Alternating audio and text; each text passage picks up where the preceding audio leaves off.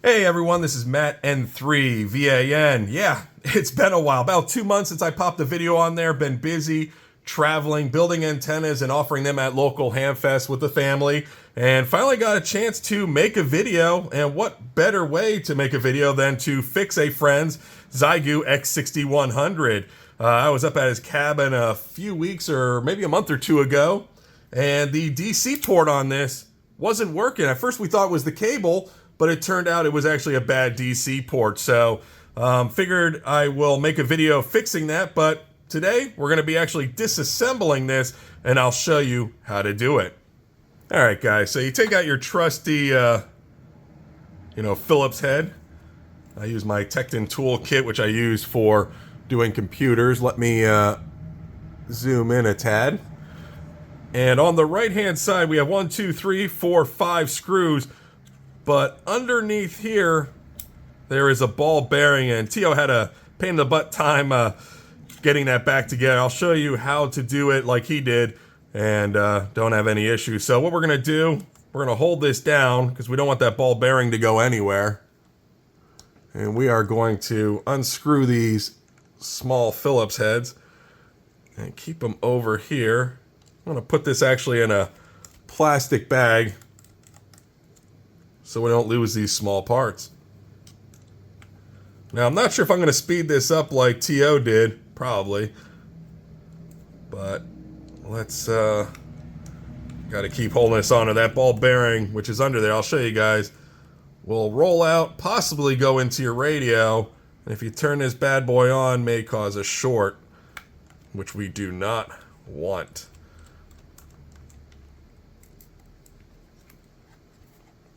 Did that go? There we go. So there's 5 screws.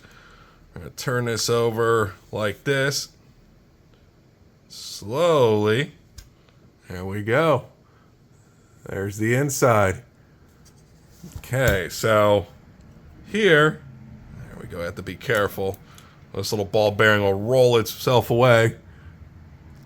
As you can see, right there is that ball bearing.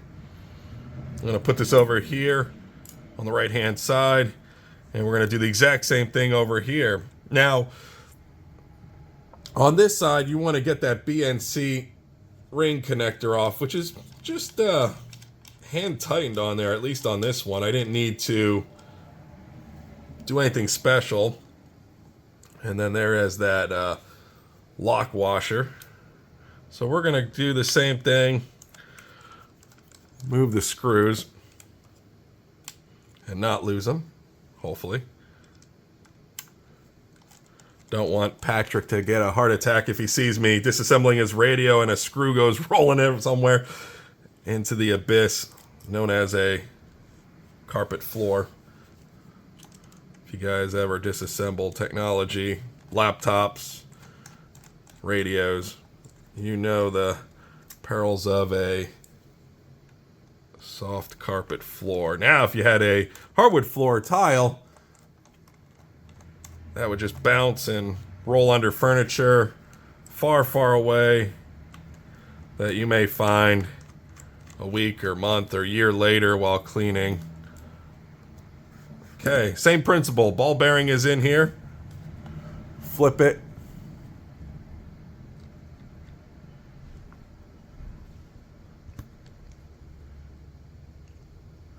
There we go. Still intact. So we're going to move this over here. I'm going to put these in plastic bags. Be right back. I just want to put those in there so we don't lose anything. All right, got them in bags. Marked one right, the other one left. I just like to keep them organized so we don't lose any parts. Now, from what I saw online, this top should just come off, which is the display board. But be very careful. Let me move it down a little bit. As you can see, there's a ribbon cable right here, as well as a speaker cable that goes to the other board on the other side. You can remove this. I'm just going to leave the top on, but let me show you. That is the Xiegu display board, version 1.3 on there. I'm not going to disassemble it any further here because it's not needed. If you would like me to, I can gladly do so in a more in-depth disassembly video. So what we want to do is if you're going to fix the main circuits on the radio, is to access the back. Now there is that security sticker that says do not remove. There's two, there we go, don't want to lose that. Two very small Phillips head screws. Now I noticed with that security thing, you can either cut it, which I've done already to get in there, or you could gently fold it over. But the problem with that is you still have the cable, and this is where the battery is. Let me move it up a little bit. So there is two battery packs right here, and they're both attached to the Xiegu BPU, basically the circuit board for the battery. And over here, there is the power connector, which we are going to remove. And I'm going to remove this, put it aside, because I really want to get into this portion here. But just want to show you, here is the battery pack. Looks like some protective heat and EMF shielding right there, so you don't have any issues affecting your radio. There's the real-time clock. There's your speaker plug, which I'll slowly, gently pull off. And we're going to disassemble this board to get to that one. All right, so what I want to do is remove this battery cable that goes into the circuit board. And I'm going to use my tweezers. Gently assist it out. I got the one side. There we go. All right, so the one side I pried off with the other one, and then I just gently pulled it, so that's out of the way. We're going to move the battery pack up here and out of the way. Okay, so after that battery cable, which is right here, is disconnected, we want to remove the real-time clock. You don't really have to. I mean, it's on this board. You definitely want to remove that ribbon cable, but I think there's a screw hiding underneath there, so I'm going to gently pry this up. And this board right here is the ATU, the antenna tuner. I wonder if it's the same as the... There we go. Oh, left a little bit of the sticky stuff right there, which is fine. But yes, there was a screw hiding right here. And what you want to do is flip this one up. Just like on a computer. It flips up and this gently pulls up. You don't want to damage the ribbon cables. They are a very big pain in the butt if you do. Sometimes you can find it, so we're going to just remove this board. All right, and last but not least, this final screw. So there are 4 screws. One here, one there, one here, and then one up at the top. So that's pretty much it. Let's gently remove this in case there are any... Oops. I want to remove this cable. Let's do it from the bottom. There we go. Those are a pain in the butt. Some people say once you get it in, you can't get it out. So you slide it out, and there's nothing on this board. And this is the Xiegu, it's like the ATU version 1.2. So we're going to move this over to the other pile. There we go. Looks like little motherboard standoffs. And this is the board I wanted to actually access to replace this, but looks like we have a few screws holding this on, and we are going to disassemble it and get you going. So this is the actual base unit of the radio, and as you saw, the ribbon cable came through from here, so probably not going to remove it from this side, going to remove it from the other, because it's a lot easier to put it in from the other side than on this side. So we're going to remove the ribbon cable. Let me see if I got you an angle. Same principle. Just, oops.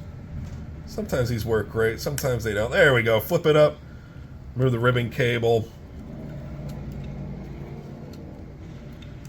Let's see. That is the speaker cable that we removed. So this is the actual display unit. Oop, I have it upside down. Xiegu display or DISP unit version 1.3. Gonna move it out of the way. All right, guys, so this is the base unit, the last board on here. And we're gonna remove this screw and that one. And I think 2 standoffs, not this one, because it doesn't go all the way through to the actual aluminum base, but we're gonna remove this one. I believe there's one up here. Yep. And that one. And that should be it for the Xiegu X6100 base unit board. So let me put it down and I'll start unscrewing this. Okay, here we go. So these 2 screws, you got to be careful with them. Let me bring this up there, see if you guys can see it. There are washers. I think one is like a crush washer. There we go. So, let me see. So there's 2 washers, a small one and a larger one on the top. You don't want to lose them. So put them in here. Put them upside down. Let's get back to the board. We're going to move the other one. Same thing here. There is 2 washers. Let me flip it upside down, make it easier for me. Sorry, guys. Oh, one of the washers is actually stuck on there. So there's the small one. The small washer is on there. And I got to get that larger one off. Flip it upside down. Oops, it's stuck on there. It shouldn't have adhesive anyway. That washer, there we go. It's stuck on there, so we're not going to mess with that. We are going to remove the 2 standoffs. Let me move the RTC real-time clock battery out of the way. This one here. So we removed one of the standoffs. Put that over there. And the other one's a little tougher. If you just apply a little force with a screwdriver, you can loosen it enough that it will come out. But you don't want to strip any screws on the threads. Oh, there we go. And that last one is off. So there's actually just 2 screws, 1, 2, and 2 standoffs, 1 and 2. And now this board, can we just lift it out? Is there anything else here? Nope. We're gonna slowly slide it out, maybe. Oops. Yep, there we go. Don't forget that ribbon cable, because I almost forgot. So that is the base unit, the main one. That's what it looks like. So if you're going to be replacing a component, you know, either a 3.5 millimeter jack here, there, or like I'm going to be doing the DC jack, it's going to be easy. Just going to be unsoldering those 2. And you are set. So that's pretty much it. And hope you liked the video. If you have any questions, by all means, put them in the comments. And I hope you like this. If you want me to do that display board, heck, I might as well just do that right now. Hang on one second. All right, I know I said I wasn't going to do the display unit, but figured, hey, might as well. Tio had a great video on doing this, and the same problems he had, I ran across. So what you want to do is remove these caps. And when I removed them, it left off these smaller caps, which are on splines, which are a pain in the butt to get off. So let me just remove those. Just be very careful, hold firm and pull, and they will come out. I know Tio had to pry them out. Luckily I didn't have to do that so much. So once those are off, the only other thing holding this end off is these hex nuts. And I think a washer. Yep, there's a washer there. All right. Don't want to lose that. It's just a standard flat washer. It's not a lock washer or anything like that. Oops, forgot the other side. And be careful. You don't want to scratch the anodized aluminum case. Come on. There we go. And then we want to remove the other knob off. But to do that, let me hold this together because it's starting to come apart over on this side. This is all that's holding that side on. Those two power knobs. Now this one, you have to take the rubber wheel cover off. Move that over here. And then right here is a small spot where there's a hex. And let me switch out from the screwdriver to a 1.5 millimeter hex. So when you're taking this off, pop the 1.5 millimeter hex, or Allen, sorry, and then you can remove it. And be careful you don't lose that. Now once you do that, there is 1, 2, 3 screws here that are actually holding it all together. So we're going to switch back from the hex over to the screwdriver. Actually, there's 4. I missed one right up on the top. All right. Come on, magnet screwdriver. He doesn't want to come out. There he is. Don't lose them. They're very small.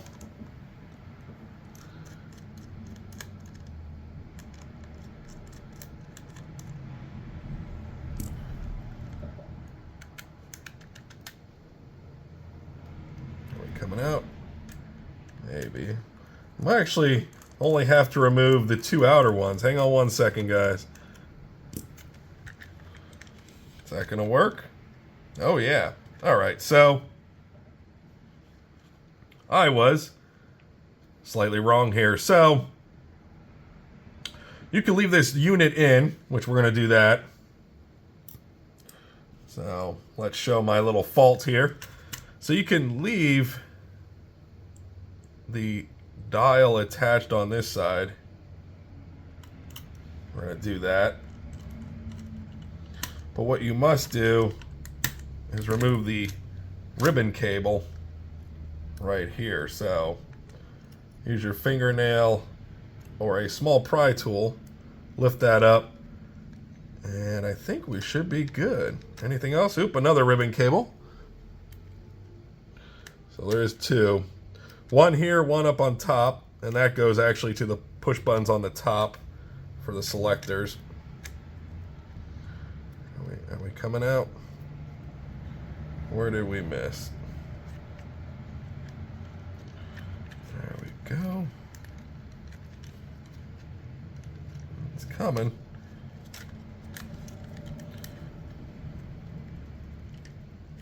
T.O., you made it look so easy. All right, so that's it. Display unit is out.